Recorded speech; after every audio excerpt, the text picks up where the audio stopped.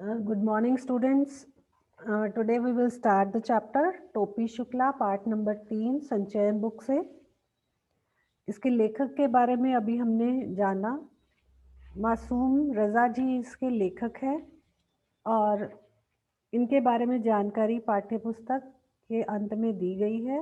इनका जन्म काल 1927 में और मृत्यु जो है 1992 ईस्वी में हुई। इन्होंने बहुत ही एक अच्छी कहानी लिखी टोपी शुक्ला। पढ़कर आपको बहुत ही मज़ा आएगा। अच्छी कहानी है, ध्यानपूर्वक पढ़नी है सब बच्चों ने। इफ़न के बारे में कुछ जान लेना इसलिए ज़रूरी है कि इफ़न टोपी का पहला दोस्त था। दो मित्रों की मित्रता के बारे में ये कहानी लिखी गई है और इफ़न और टोपी दोनों गहरे मित्र थे। और जैसा कि पाठ से ही हमें स्पष्ट होता है टोपी शुक्ला, तो टोपी की अगर कहानी को हम जानना चाहते हैं तो इफ़न की कहानी को जानना ज़रूरी है, क्योंकि इफ़न की कहानी टोपी की कहानी से जुड़ी हुई है। दोनों में गहरी मित्रता थी। इस इफ़न को टोपी ने सदा इफ़न कहा। टोपी जो है वो इफ़न को हमेशा इफ़न कहा करता था। इफ़न ने इसका बुरा माना, वो उसको अच्छा नहीं लगता था कि टोपी उसको इफ़न बुलाता है, परंतु वह इफ़न पुकारने पर बोलता रहा। चाहे उसे बुरा लगता था, फिर भी टोपी के साथ उसकी मित्रता बहुत गहरी थी। इसी बोलते रहने में ही उसकी बढ़ाई थी, उसके लिए अच्छा था। ये नामों का चक्कर भी अजीब होता है। उर्दू और हिंदी एक ही भाषा, हिंदवी के दो नाम हैं। जैसा कि आपने भी छोटी क्लासों में या 9th क्लास में उपसर्ग और प्रत्यय पढ़े थे, तो हिंदी भाषा में बहुत सारे ऐसे शब्द हैं जो उर्दू भाषा से लिए गए हैं। तो ये हिंदवी के ही दो नाम हैं, दोनों एक दूसरे के साथ जुड़े हुए हैं, अलग नहीं है। परंतु आप खुद देख लीजिए कि नाम बदल जाने से कैसे कैसे घपले हो रहे हैं, अर्थात गड़बड़ हो रही है। घपले का अर्थ होता है गड़बड़ हो रही है। नाम बदल जाने के कारण इंसान की शख्सियत ही बदल जाती है। लोग जो नाम से अंदाजे कुछ अलग ही लगा लेते हैं। नाम कृष्ण हो तो उसे अवतार कहते हैं और मोहम्मद हो तो पैगंबर। नामों के चक्कर में पड़कर ये लोग भूल गए कि दोनों ही दूध देने वाले जानवर चराया करते थे।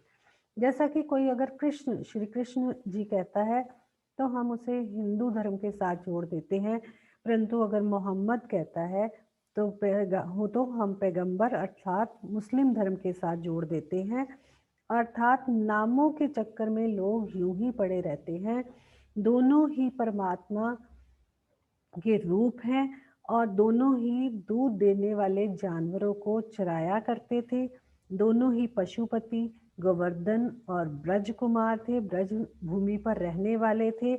परंतु मनुष्य ने ही धर्म के आधार पर इन्हें अलग अलग बना दिया। इसलिए तो कहता हूँ कि टोपी के बिना इफ़न और इफ़न के बिना टोपी ना केवल ये कि अधूरे हैं, बल्कि बेमानी है। बेमानी का अर्थ है उनका कोई भी मतलब नहीं है। दोनों में इतनी गहरी मित्रता थी कि दोनों को अलग कहना अनुचित होगा। इसलिए इफ़न के घर चलना ज़रूरी है। दोनों के घरों में अलग-अलग वातावरण था। इफ़न के घर में मुस्लिम धर्म के अनुसार वातावरण था, रीति-रिवाज थे, और टोपी के घर हिंदू धर्म के अनुसार रीति-रिवाज और वातावरण था। ये देखना ज़रूरी है कि आत्मा के आंगन में कैसी हवाएं चल रही हैं। और परंपरा का अर्थ होता है प्रथा, के पेड़ पर कैसे फल आ रहे हैं, अर्थात किस तरह से उनके घर में जो प्रथाएं हैं, जो काम काज है, जो भी कार्यकलाप है, वो किस तरह उन लोगों के मनों पर प्रभाव डालते हैं। इफ़न की कहानी बहुत ही लंबी कहानी है, परंतु हम लोग टोपी की कहानी क्या सुन रहे हैं, टोपी शुक्ला हम पाठ सुन रहे हैं, तो इसलिए इफ़न की कहानी थोड़ी सी हम उसके बारे में जानेंगे, जितना कि इस कहानी को समझने के लिए उचित है।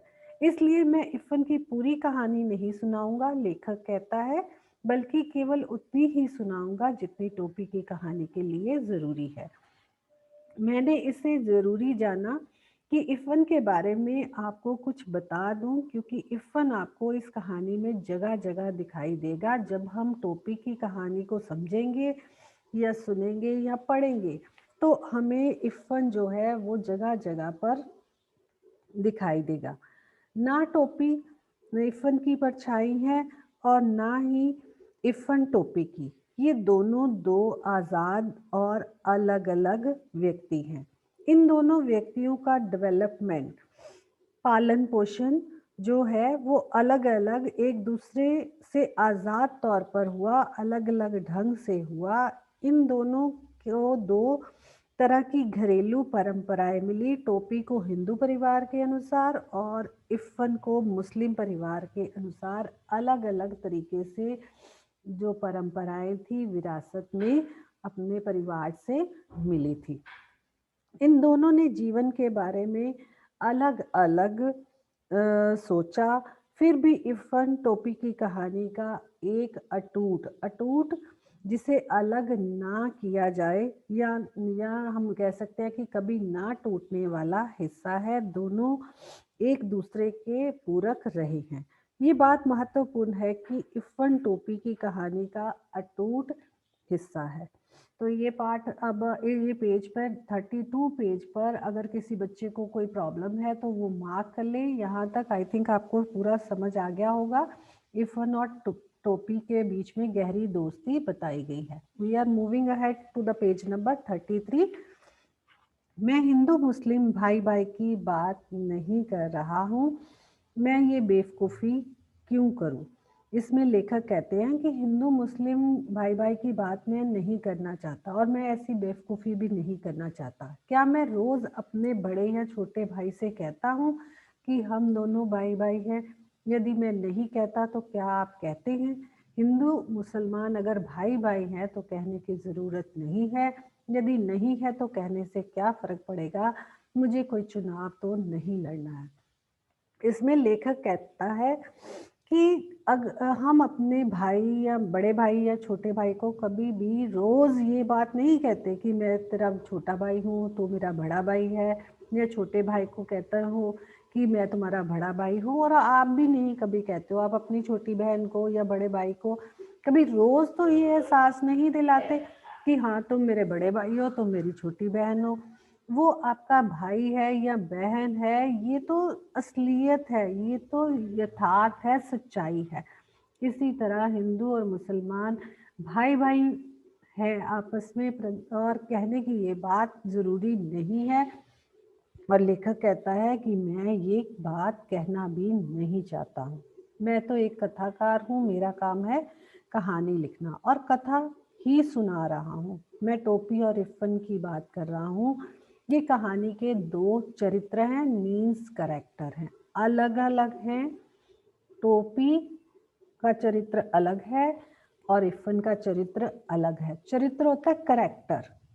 इस बात को अच्छे से समझ लो, एग्जाम में भी आपने एक क्वेश्चन गलत किया है। तो चरित्र मीन्स उसके कैरेक्टर के बारे में आपको क्या जानकारी हासिल होती है पाठ में, इसके बारे में आपने बताना होता है। एक का नाम है बलभद्र नारायण शुक्ला। इस लाइन को अंडरलाइन कर लीजिए। आपको ये MCQ में पूछा जा सकता है। तो आपको टोपी शुक्ला का पूरा नाम पता होना चाहिए, बलभद्र नारायण शुक्ला। और दूसरे का नाम मतलब इफ़न का नाम सैयद जरगाम मुर्तज़ा है। एक को टोपी कहा गया है और दूसरे को इफ़न। इफ़न के दादा और परदादा बहुत ही प्रसिद्ध मौलवी थे। इफ़न के दादा और परदादा बहुत प्रसिद्ध मौलवी थे। काफिरों के देश में पैदा हुए और काफिरों के देश में मरे थे, परंतु वसीयत करके मरे कि लाश करबला ले जाई जाए। करबला जो है मुस्लिम लोगों का एक स्थान है। उनकी आत्मा ने इस देश में सांस तक ना ली। उसे खानदान में पहला हिंदुस्तानी बच्चा पैदा हुआ, वह बढ़कर इफ़न का बाप हुआ। मतलब उनके दादा और परदादा जो थे वो बहुत ही मुस्लिम धर्म को मानने वाले लोग थे। और उन्होंने वसीयत की थी कि मरने के बाद उनकी जो लाश है वो करबला ले जाकर दफनाई जाए। चाहे वो हिंदुस्तान में रहे, परंतु उन्होंने सुख की सांस शायद ना ली और अभी तक जो उनकी आत्मा थी वो अपने ही देश में जहाँ वो पैदा हुए थे वहां भटक रहे थे। लेकिन जो इरफान के पिता है वो हिंदुस्तान में आए, पले बड़े हुए, और जब वो मरे तो उन्होंने शायद ऐसी कोई वसीयत नहीं की। जब इरफान के पिता सैयद मुर्तज़ा हुसैन मरे तो उन्होंने ये वसीयत नहीं की कि उनकी लाश को करबला ले जाकर दफनाया जाए। वह एक हिंदुस्तानी कब्रिस्तान में ही दफनाए गए। और इरफान की परदादी भी बड़ी नमाजी बीबी थी कि वह दिन में 3 या 4 वक्त, जितने भी वक्त नमाज पढ़ी जाती है, वो प्रतिदिन नियम से नमाज पढ़ती थी, धर्म में आस्था रखने वाली थी। करबला, नजफ, खुरासान, काजमैन और जाने कहाँ कहाँ की वो यात्राएं करके आई थी। ये सब जो नाम है ये मुस्लिम लोगों के जो पवित्र धार्मिक स्थल हैं वहाँ के नाम हैं, और वहाँ की सभी की यात्राएं वो करके आई थी। परंतु जब भी घर से कोई जाने लगता या दरवाजे तो वह मतलब वो रीति रिवाज जो थे वो हिंदू धर्म के अनुसार मानती थी। दरवाजे पर पानी का एक घड़ा रखवाती और माश का सदका भी जरूर उतरवाती थी। माश का सदका मतलब जैसे कि एक टोटका होता है, जैसे कि कई बार शायद आपकी माँ भी करती होंगी कि जैसे कोई बच्चे के को नजर ना लगे उसे बचाने के लिए कि मिर्चों को वारती है या नमक को वारती है, या कुछ चीजें जो है वो आपके हाथ से लगवाकर किसी को दान के रूप में दे देती है। तो वह भी शायद, या कोई जाने लगे तो कहते हैं ना पानी लेकर खड़े होना चाहिए और उसमें पानी में सिक्का डालना चाहिए। तो वह भी ऐसे रीति रिवाजों का पालन करती थी, रीति रिवाजों को वह मानती थी। इरफान की दादी नमाज रोजे की पाबंद थी, नमाज भी पढ़ती थी और रोजे भी, जो कि व्रत जिन्हें कहा जाता है मुस्लिम धर्म के अनुसार पूरे महीने रखे जाते हैं, तो वो भी सब कुछ करती थी। परंतु जब इकलौते बेटे को चेचक हुई, एक प्रकार की संक्रामक बीमारी या बुखार को कहा जाता है, जिससे कि शरीर पर दाने निकल आते हैं, तो वह कहते हैं ना कि जब ऐसी कोई बीमारी बच्चे पर आती तो वह चारपाई के पास एक टांग पर खड़ी रहती, उसकी सेवा करती और माता से प्रार्थना करती कि हे माँ, मेरे बच्चे को माफ कर देना। पूरब की रहने वाली थी, 9 या 10 बरस की थी जब ब्याह कर लखनऊ आई थी। वह ब्याह कर लखनऊ आ गई। पूर्व दिशा में रहने वाली थी, परंतु जब तक जिंदा रही पूर्वी भाषा ही बोलती रही। पूरब की रहने वाली थी तो जो भाषा उसने बचपन से सीखी थी, पूरे जीवन तक जब तक वो जिंदा रही वही भाषा बोलती रही। चाहे वो ब्याह कर लखनऊ आ गई थी, परंतु वहाँ की भाषा को उसने नहीं अपनाया। उसे लगता था कि जैसे कि उसकी आत्मा अभी वहीं पर है। लखनऊ की उर्दू ससुराली थी, मतलब ससुराल उसका लखनऊ में था और वहाँ उर्दू भाषा जो थी वो बोली जाती थी। वह चाहे सीख गई थी, परंतु बोलने में उसे अपने मायके की भाषा जो उस जगह पर बोली जाती थी वही अच्छी लगती थी। वह तो मायके की भाषा को गले लगाए रही, मतलब सारी उम्र वही भाषा बोलती रही, क्योंकि इस भाषा के सिवा इधर उधर ऐसा कोई नहीं था जो उसके दिल की बात समझता था। जब वो भाषा बोलती तो उसे वाकई में सुकून महसूस होता। चाहे ब्याह कर वो लखनऊ आ गई थी, परंतु उसका दिल जो था वो लखनऊ में शायद उतना नहीं रमा था। क्यों? क्योंकि उसे अपने ससुराल में वातावरण बिल्कुल अलग मिला था, और जो उसके पति थे चाहे वो अच्छे थे लेकिन हर समय मौलवी ही बने रहते, तो उसे कुछ बातें जो थी वो अच्छी नहीं लगती थी। शायद यही कारण था। जब बेटे की शादी के दिन आए तो गाने बजाने के लिए उसका दिल फड़का। दिल फड़का मतलब उसका दिल किया। जैसा कि उसके मायके में जब कोई विशेष उत्सव होता, शादी ब्याह होता या मुंडन होते या कुछ भी ऐसे रस्म होती, तो सभी लोग गाते बजाते खुशी मनाते। परंतु मौलवी के घर गाना बजाना भला कैसे हो सकता था? उसे अच्छा नहीं माना जाता था। बेचारी दिल मसोस कर रह गई, मतलब अपने मन को समझाकर ही रह गई। हाँ, इफ़न की छठी, छठी होता है कि जब घर में कोई बच्चा पैदा होता है तो छठे दिन माँ और बच्चे को स्नान कराकर कुछ धार्मिक रीति-रिवाज किए जाते हैं, या कई लोगों में 11 दिन के बाद किए जाते हैं, कईयों में 5 दिन के बाद किए जाते हैं, तो अपने-अपने धर्म के अनुसार। पर उन्होंने जी भरकर जश्न मनाया, अर्थात खुशी मनाई। बात ये थी कि इफ़न अपने दादा के मरने के बाद पैदा हुआ था। मतलब अब दादा भी मर चुके थे इफ़न के, और मरने के बाद पैदा हुआ था, इसलिए शायद जो बंदिशें वो लगाते थे वो अब कुछ कम हो गई थी।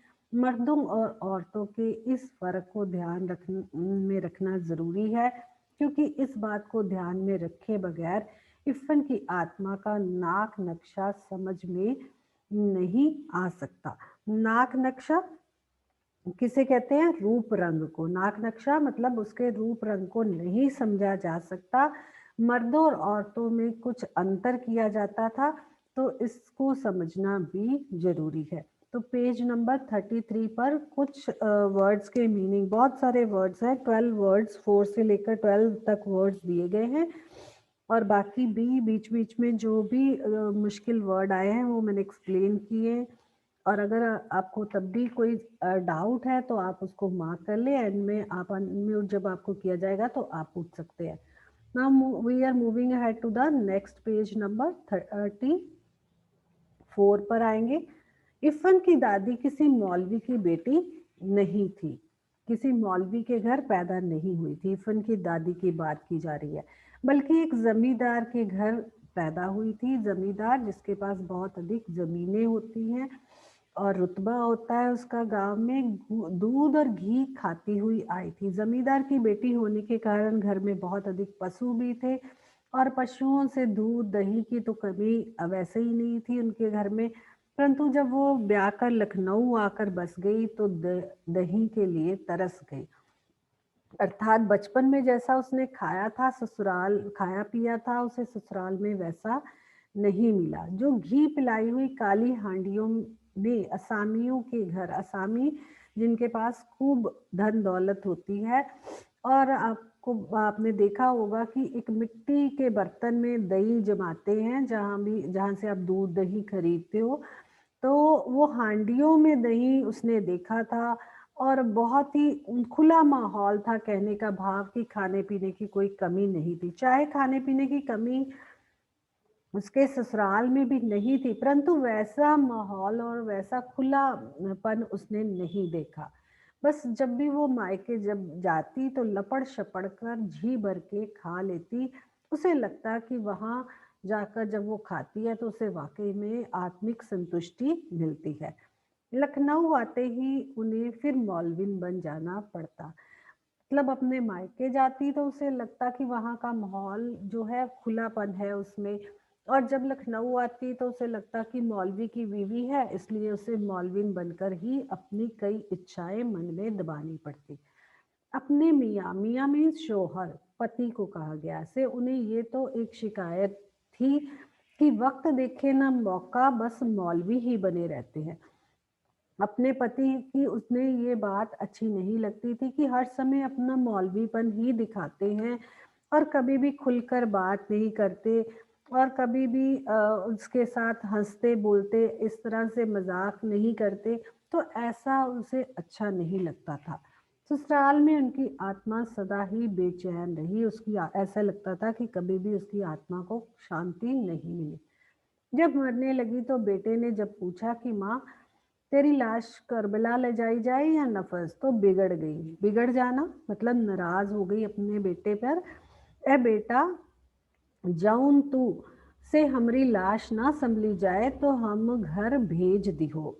उसने कहा कि अगर तेरे से मेरी लाश ना संभाली जाए तो मेरी लाश को मेरे घर ही भेज देना, परंतु मैं तो यहीं पर पैदा हुई हूँ और यहीं पर मुझे दफनाया जाए। तू ऐसी बात मुझसे क्यों पूछ रहा है? मौत सिर पर थी, इसलिए उन्हें कुछ ये याद नहीं रहा कि अब घर कहाँ है, क्योंकि मरने के वक़्त बुढ़ापे के कारण कुछ बातें वो भूल चुकी थी और कुछ बातें उसे अब तक याद रही थी। उसे ये बात अच्छी तरह से याद नहीं आ रही थी कि उसका घर अब कहाँ है, अर्थात मायका कहाँ है। घर वाले कराची में हैं और घर कस्टोडियन का हो चुका है। कस्टोडियन का घर किस कस्टोडियन शब्द का क्या यहाँ पर अर्थ है कि जिस धरती का या जिस भूमि का कोई वारिस ना हो और उस पर सरकारी कब्जा हो जाए, सरकार उस पर कब्जा कर ले और उसे सरकारी ज़मीन घोषित कर दिया जाए। तो उससे मतलब उसे लगा कि शायद वो घर कस्टोडियन का हो चुका है, सरकार ने ज़ब्त कर लिया है। उसे अब ये पूरी तरह याद भी नहीं था कि उसका घर, उसका मायका कहाँ है। मरते वक़्त किसी को ऐसी छोटी बातें भला कैसे याद रह सकती हैं, क्योंकि उस वक़्त कई चीज़ें इंसान भूल चुका होता है, कुछ चीज़ें याद होती हैं और कुछ नहीं भी। उस वक़्त तो मनुष्य अपने सबसे ज़्यादा खूबसूरत सपने देखता है। ये कथाकार का ख़्याल है। ये लाइन इसलिए कही गई है कि ये केवल अ, जो लेखक है उसका ख़्याल है, क्योंकि वो अभी तक तो मरा नहीं है और उसे नहीं पता कि मरने के आखिरी क्षण में मनुष्य के साथ कैसा है होता है। तो उसने ये शायद अपने मन से ही बात लिख डाली है। इफ़न की दादी को अपना घर याद आया।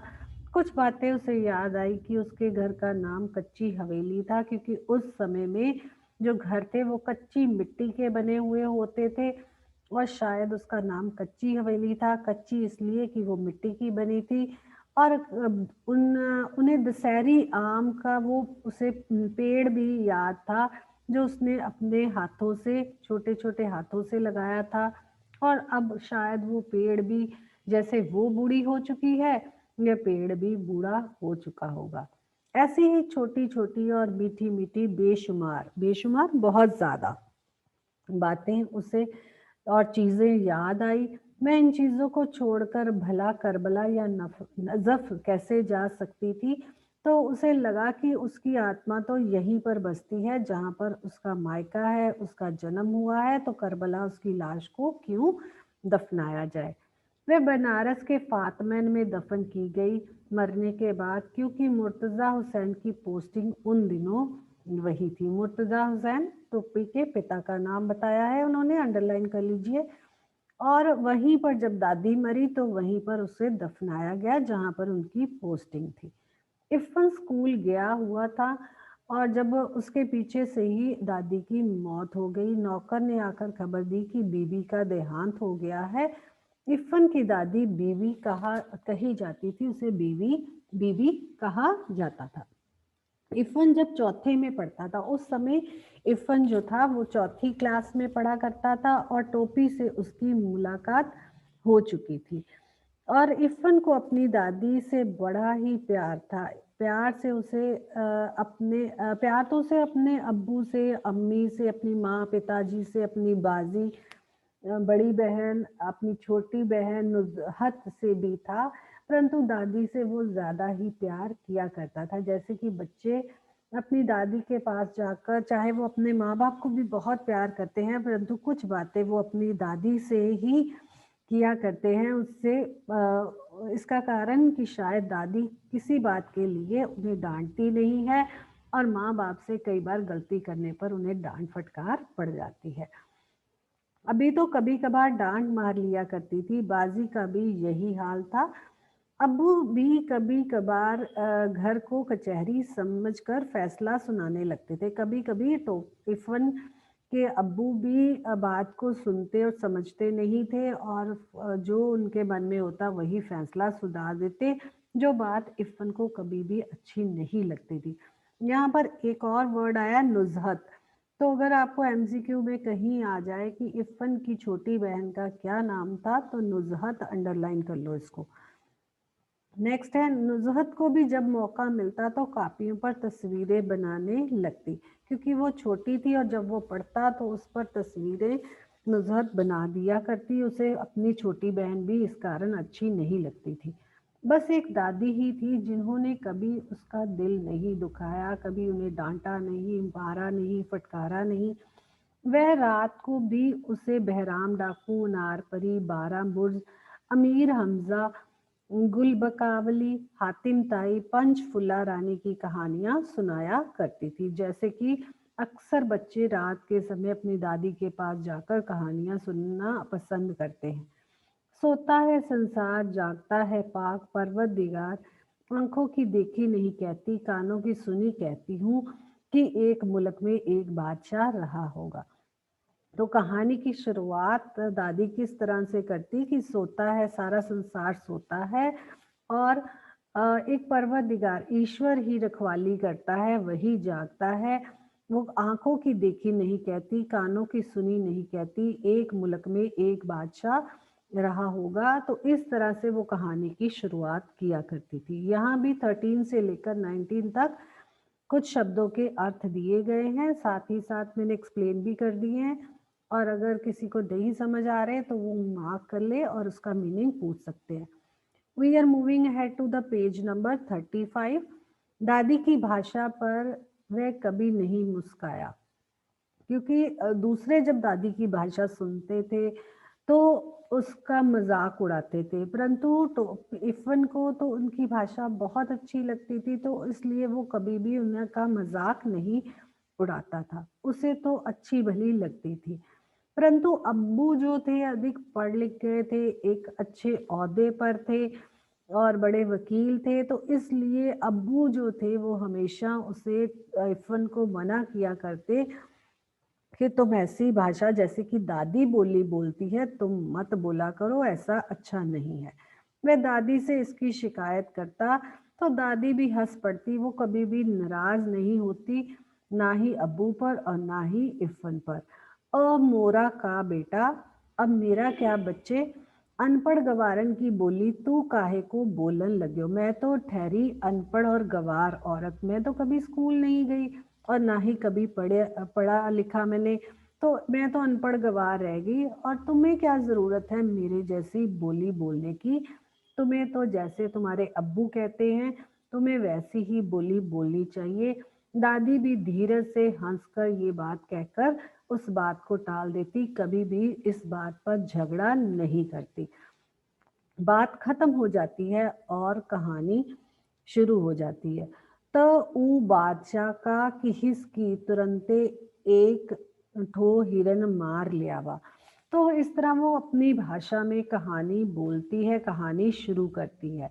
यही टोपी के दिल में उतर गई और जब टोपी ने भी उसको सुना तो ये भाषा, ये बोली उसके दिल में उतर गई, उसे अच्छी लगी। इफ़न की दादी उसे माँ की पार्टी की दिखाई दी। जैसे उसकी माँ अच्छी है, वैसे ही इफ़न की दादी भी उसे अच्छी लगी। अपनी दादी से तो, परंतु उसके विपरीत वह अपनी दादी से बहुत नफ़रत करता था। नफ़रत जाने कैसी भाषा बोलती थी, क्योंकि दादी उसकी उसे डाँटती रहती थी, इसलिए उसे अपनी दादी तो अच्छी नहीं लगती थी, परंतु इफ़न की दादी से वह बहुत स्नेह करने लगा था।